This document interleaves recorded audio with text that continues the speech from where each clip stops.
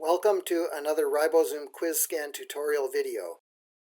In this video, we will be creating a Ribozum QuizScan quiz using the distributed model. We will create a question group, nest questions in the group, and nest one answer per question. Before we begin, make sure that the content panel is in list mode and that the test button in the menu bar is selected. Let's give our new file a name. Notice how the file name appears as the header for our new list. Now let's add a question group. In order for the question group and its nested questions to show up on the test page, we need to tag it as a multiple choice item. Next, we click our question group key terms and enter our questions.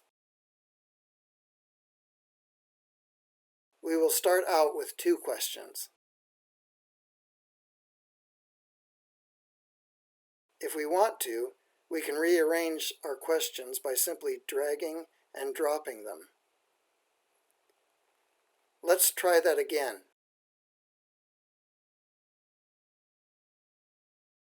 Now we click on the question to nest our answer. When we enter our answer, Ribozum QuizScan assumes we are going to enter one answer per question. An empty bubble shows up under our second question. We need to give it an answer.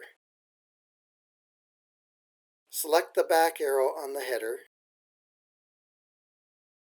You can see that our first question has one nested item. Let's click the second question and add its answer. When this answer is entered, Ribozum QuizScan will automatically distribute the answer across the other questions as their respective options. It's sometimes helpful to turn on the Show Answers checkbox under the Settings icon, so that we can tell the difference between the answer and the options. We need to add a title for our quiz, so we'll do this now. Okay, let's go back to the list. We need to select the back arrow in the header to go back to our question group. I'm going to add 3 more questions and their respective answers, so that you can see how the questions on the quiz expand, and demonstrate what happens if you place text in the wrong spot and how to fix it.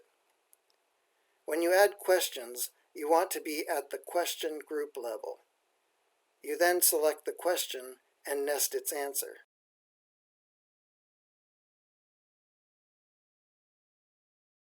Now I'm going to make a mistake and add the next question inside the previous question.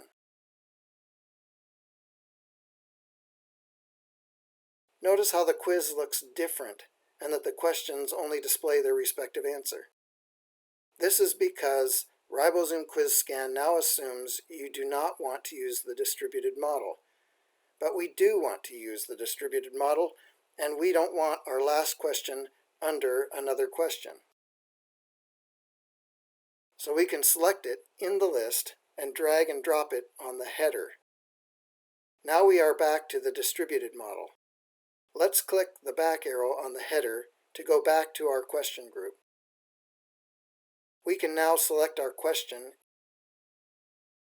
and nest its answer.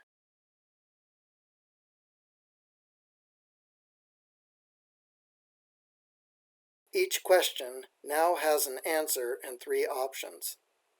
Let's go back to our question group by selecting the back arrow, and we'll add one last question. I want to scroll the page to see my last and final question. Now I'm going to make another mistake and add the answer here in the question list. Oops! The answer to question number 5 has become a new question. I definitely do not want this. So I go to the list and drag and drop the answer into the question. Now I've entered all my questions and answers using the default distributed model. By clicking on the page, I can see how the choices might be randomized. If I select the Randomize checkbox under the Settings icon, Ribozum QuizScan will now randomize the questions and the answer choices.